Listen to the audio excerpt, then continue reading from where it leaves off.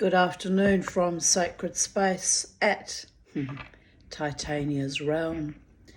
Excuse me. It's the 13th of August 2024 and the time is 1:55 p.m. and today's memories are titled Life is for Living. I seem to have reflections in my eyes. Shabbat Shalom Kulam, that means Sabbath peace, everyone. I lit the candles for the first time in months, now heading out for my customary dancing. And I do certainly have big reflections in my eyeballs.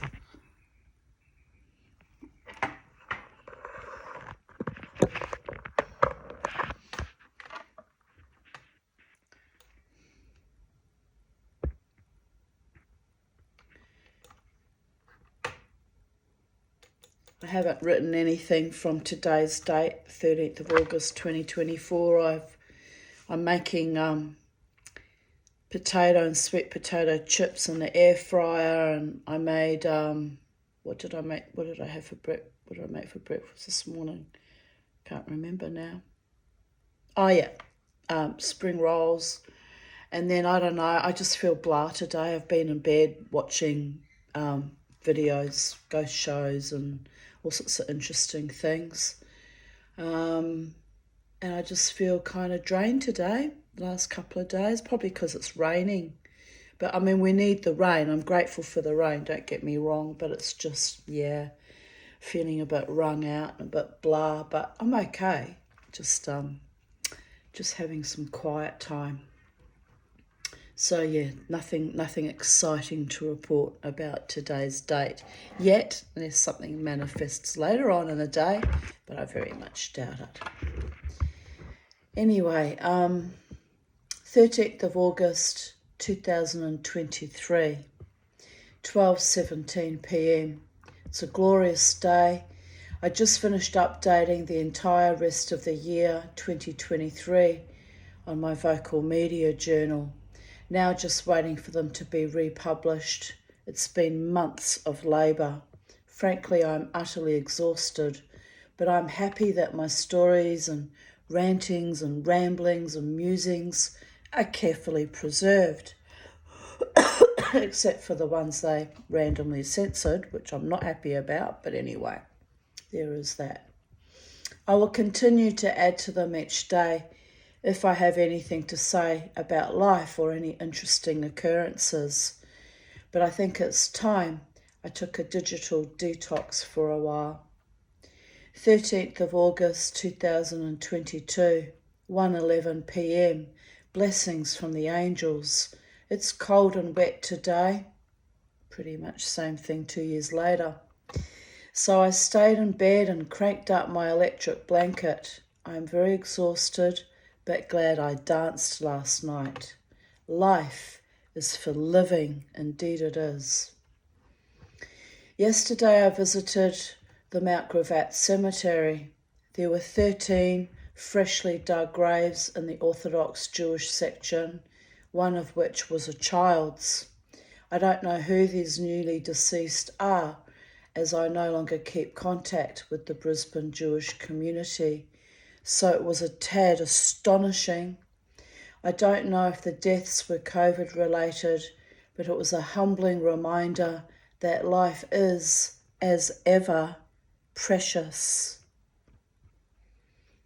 I spent a lot of time driving around the cemetery trying to find the Reformed Jewish graves. We are tucked right up the back, backing onto the stadium, almost like suicides on the fringes of the cemetery. For a moment I was deeply insulted and enraged by this, but that area would have been bought by, the original foundation board members that started Temple Shalom back in I'm not sure when they started it actually, 60s, 70s. Two of my former enemies had made it to the Orthodox section with very ornate graves. This tells me that they had played, as psychopaths do, that they had played both sides of the community and obviously had the right to be buried there due to coming from Orthodox family. They were such vile vermin, but never mind. Death is, after all, the great equaliser, although the sectarian division at the cemetery remains the same. I almost had to laugh at the human hypocrisy. I looked at the memorial plaques and laid a stone at Ben Shochet's one, as he had always been kind and warm and friendly to me and my children. I think he originally came from India. He was a very sweet man, very sweet indeed. Or at least to my face, as there were many smiling assassins in our community. Were, no doubt still are, babies. But I don't interact in that community anymore, so there is that. I observed with sadness that Sue Bogan was buried there, and her family has donated a lovely stone seat so people could rest by her grave and meditate or commune with her. She passed in 2018, only 57. I was a bit shocked by that. Last evening, as a nod to all the spirits I had just visited, I washed my hands before leaving the cemetery, as is customary, but also good psychic hygiene. I lit my Shabbat candles. Around 9:30 p.m, my back door started to open by itself, all my bells on it clanging. I shot a look at Beauregard, and he looked back at me with consternation, so I knew we had a presence here. I actually found out about 10 months or so later when I visited the cemetery again that one of those freshly dug graves that was not marked yet was my former, friend, guess sort of a friend. He was very, he treated me abominably in his Kabbalah class. He was very degrading and disrespectful, but there had been a kind of a friendship for a while, and I had attended his classes for quite a long time before I got sick of his absolute vile, sexually lewd comments. So hindsight 2020, when I discovered that he was one of the people that had been buried there, I now realise, like his former friend Davidson, who haunted me upon his death, that, well, perhaps, because I mentioned two of my enemies, perhaps he was the presence that was haunting me when I came back from the cemetery, because guilt or wanting attention seeking like his former henchman David Davidson, I don't know what their motivations were or are since they're dead, but this, it's not a coincidence that I got haunted by the former, and then, without knowing who was buried there, the latter, fairly sure it would have been him, perhaps wanting my forgiveness or wanting some kind of acknowledgement. And since they were fresh graves, it takes a year in Jewish tradition for the soul to completely leave the grave site. That's why we pray the memorial prayer for 11 months. So he was obviously, according to Jewish tradition, still lingering around, and he would have witnessed me stop at his grave and put a stone at him and say, well, this is in honour of you having passed, but I still think you were a bastard to me, because I don't change. I have integrity. I stick to my truth. So it makes sense now that it was probably him that followed me home, probably wanting to see how I live and what I'm up to out of idle curiosity. And he didn't he didn't haunt me for 4 consecutive nights like Davidson did, but then there wasn't quite the same amount of abuse that had gone down in that friendship. So I guess it was just enough to follow me home and jingle my bells, and I just said, yep, off to the light you go, not welcome here. Although I didn't know who that entity was at that point in time. I'm fairly sure now it was Emmanuel Meshes. So this is the obsession that they had over me when they were alive, am I right? Still wanting to haunt me upon their deaths. It's very fucking weird, but I guess it's my light, you know. I always say that I'm dark-sided and I'm tainted and, you know, life's been so awful and I'm not forgiving enough and that I must be a bad person, but clearly not from the viewpoint of the spirit world, because they're drawn to my light still to this day. And it's a bit astonishing to me at times.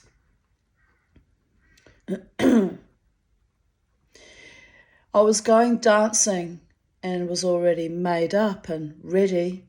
I calmly got up and shut the door, staring meaningfully at Beau, my beautiful dog Beauregard. He did look a tad frightened. Bear in mind dogs are more psychic, dogs and cats are more clairvoyant than humans. He could probably see who the entity was. Of course, he didn't have the language to tell me, you know. I would have probably freaked out back then if I thought it was Emmanuel back then. It would have been more freaky. Somehow 2 years later, it's just like, meh, it's just what they do. They were obsessed with me. So I'm not that fazed. But back then I would have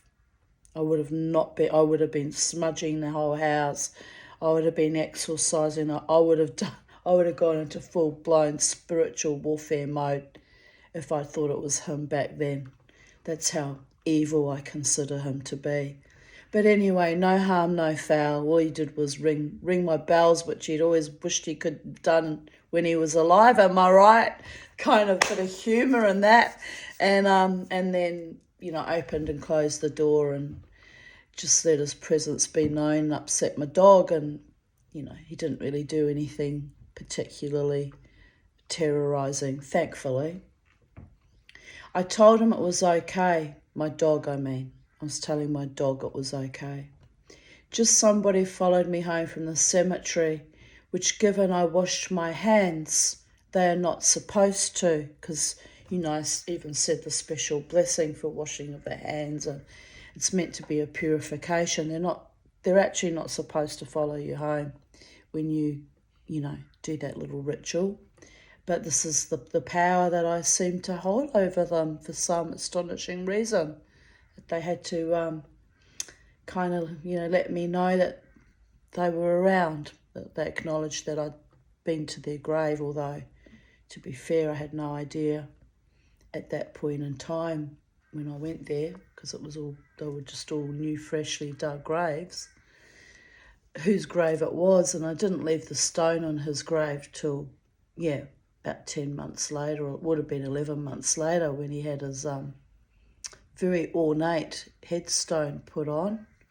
So I'm wrong about that, him haunting me because I left the stone, because that didn't happen till much later when I realised that was one of the graves.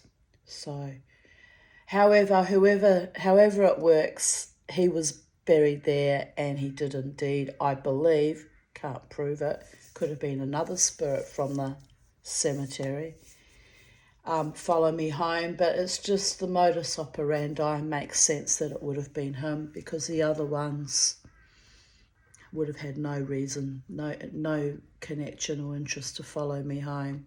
Even the other enemy, we weren't, you know, connected in that way. So anyway, it's all very intellectually, from my point of view, from a paranormal point of view, intellectually fascinating, and a little bit freaky too. But that's the nature of when you're dealing with the dead and souls and spirits and the occasional fucking ghouls, as it's can be a bit frightening.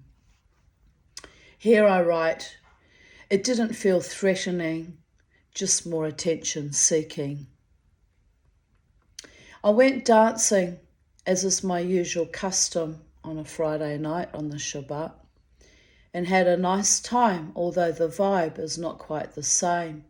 An almost palpable shift. Excuse me. I am aware that it is dangerous for me to be out in crowded public venues given my lungs. This was still in 2022. But I will keep dancing as long as I can muster the energy, as it's both still very irritated by the CPAP, by the way. It's been almost 2 weeks, so it should have resolved by now, but I'm still coughing up quite a bit of slime. It's not pleasant. Anyway, where was I?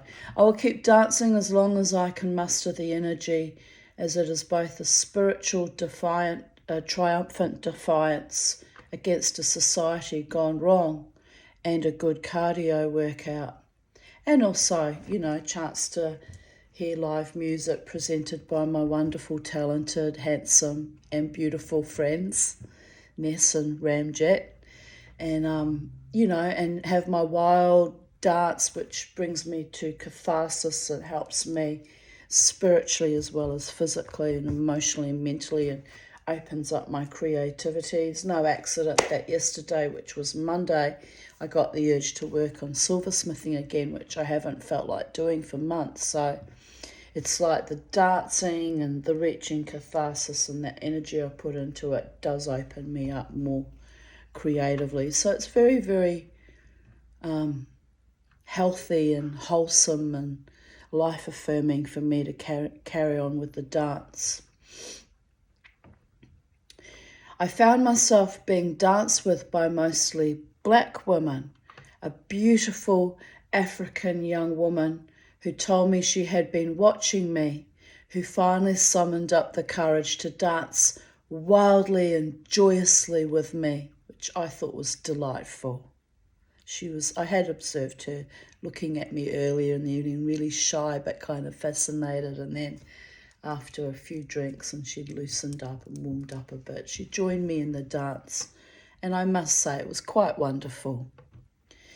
Other women, mostly Māori and a PNG woman who looked at me with awe, I just smiled and kept dancing.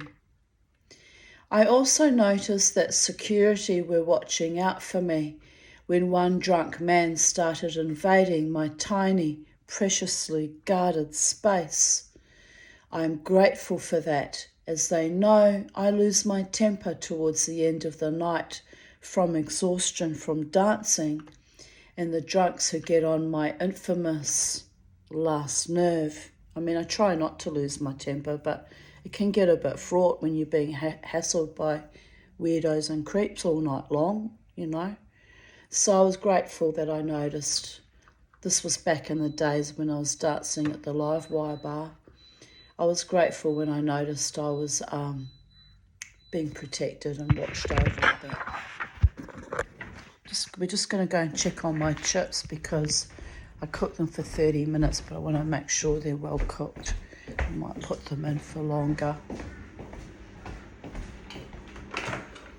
Let's have a look.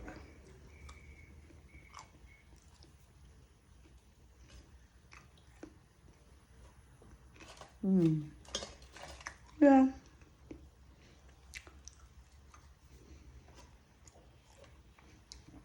They feel cooked. Oh, but they're scathingly bloody hot, by the gods. Might give them a couple more minutes. Just don't like them to be crunchy because the potatoes were quite old too. So I kind of worry a bit about food poisoning, to tell you the truth. Mama too, I forget about the potatoes and they always go rotten. So it's one of my problem things that I do. So I decided to cook them up, turn them into chips. Waste not, want not, am I right? I had to throw out 3 potatoes though. They were just beyond being safe to eat. Anyway, this is how I live, people. Right on the edge of reason. I've been living like this for so long that it's very debilitating mentally, but what can I do? It's the way it is. Anyway, here I write, I was working at maintaining emotional equilibrium. I'm building up my physical and psychic stamina. But I left at 1 a.m. after some weird drunk dudes asked me to handcuff them. Fucking creeps. They assumed by my perceived power dynamic, laughing my ass off, that I am a dom. So I told them there is a club for that, but they would have to pay. They slunk off sullenly. I mean, it's just fucking creepy. Who goes up to some random woman they've never met before in their life and asks them to punish them and all this weird shit? Like, honestly. Here I write, I can't stand those BDSM types, pissweak types. I really can't. I find them they're just verminous. It's how I look at them. I really do. So if you're on my channel and you're into BDSM, you're going to leave now because that's what I think of you. But on the other hand, you're that level of sadist that you probably get off on me telling you that I think you're verminous. So you'll probably pay for my chips next week, am I right? No, I'm joking about that. But I do find that lifestyle verminous on both sides of the spectrum, on the master and then on the slave spectrum. They're just putrid.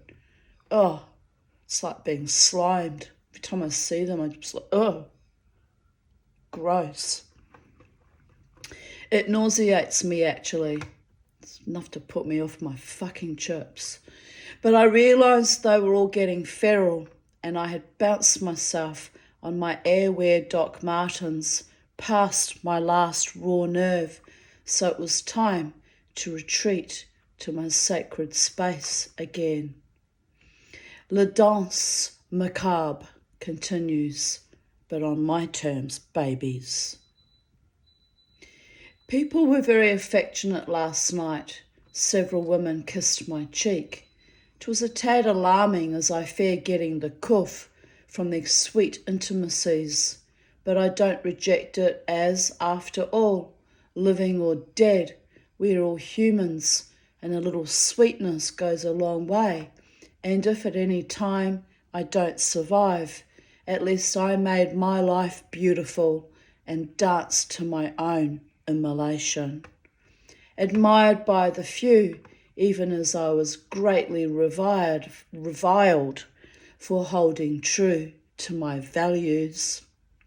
I had a sense that the voodoo god Papa Legba was with me, a strong, primeval, protecting force. So I just nodded and accepted the love and grace of the gods.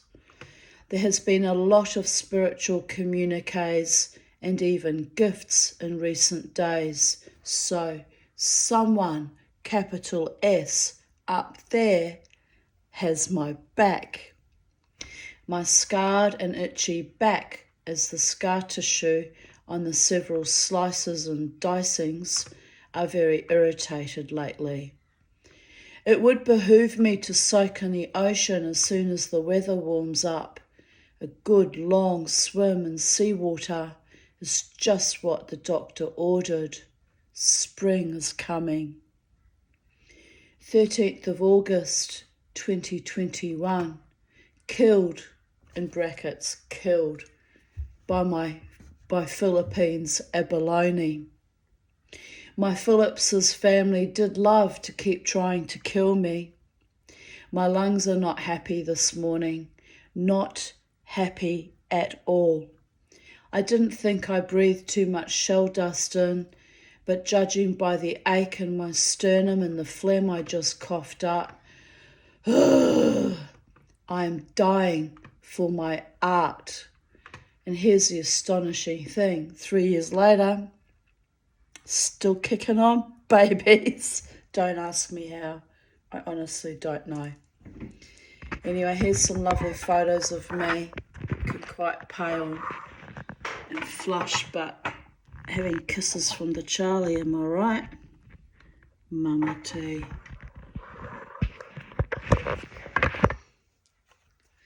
We're off to the post office, my bad lungs, my Beauregard, and the rest of formidable me.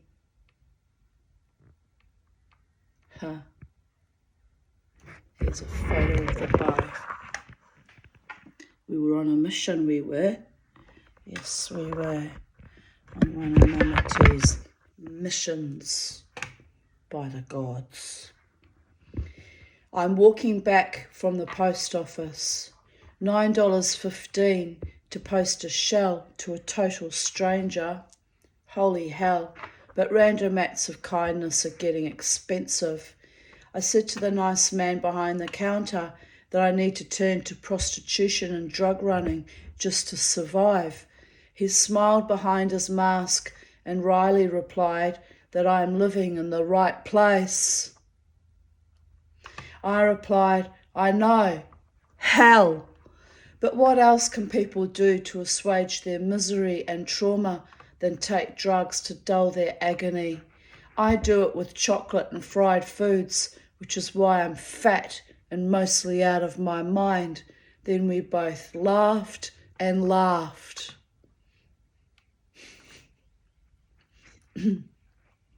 Crystal just rang me. I was feeling so dizzy and weak that even cooking dinner was difficult as I felt drunk, which is weird as I have not had alcohol at all.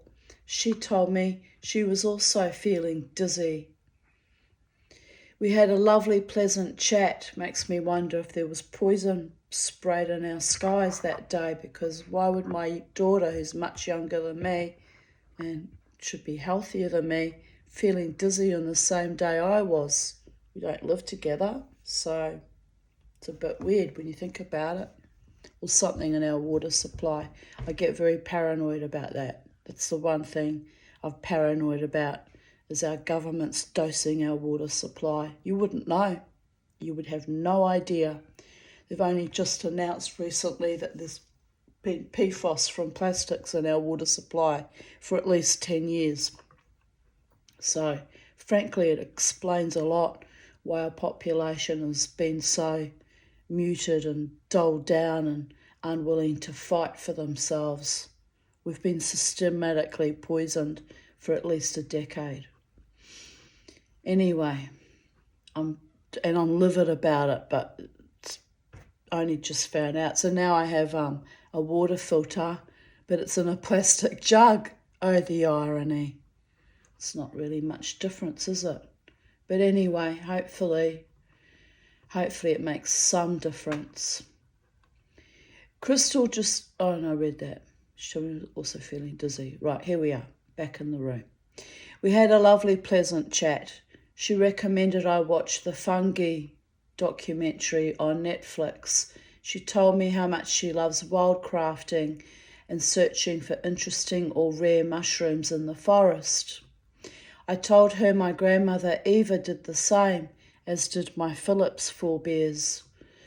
I suggested she study naturopathy, as she is a natural intuitive healer like my father was. I feel slightly less woozy now, but I had a rather strange day with my mental health, talking a lot with Robin and Peter and Elsa, working like a demon with my fleeces, and other weirdness. Ho-hum. I thought I might be a tad manic because I damaged my lungs a bit last night while carving the abalone and coughed up a bit of blood this morning. So in true Tanya form, I overdid things by taking a longer walk than usual to the post office and back, and then working like a lunatic, carding the fleece. I seem to push myself beyond reason when I am unwell. I'm not sure what that is about, except the fear of dying without having achieved anything worthy of note. But tonight's epic dizziness was really alarming. Glad that has settled down a wee bit. So tomorrow is another day. Onwards I go. Lots more fleece still drying, so lots more carding to be done. I would like to pace myself, but that won't happen. It keeps my hands busy while my mind spirals out of control, I suppose. And I don't have bipolar disorder, but I have hypomania bouts that are a figment of my complex PTSD, which the behaviours look the same. So I just wanted to clarify that.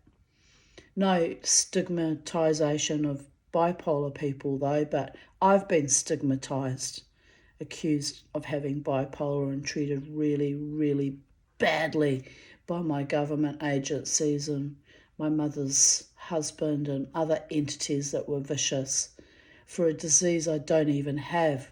So I can well imagine how people who are actual sufferers of bipolar have been badly, badly maligned and stigmatised. 13th of August 2020. I'm going to go and get my chips on that note because I'm hungry and I want to eat. I want to eat and that's it. It's cold and it's wet and I want to eat, and so it shall happen. And so on we go and on we go. And just get a bowl out of the cupboard and eating candy wool and the pepper. Although it's probably too hot. It's too hot still. Anyway, it's quite a lot of frickin' food I made. Look at that.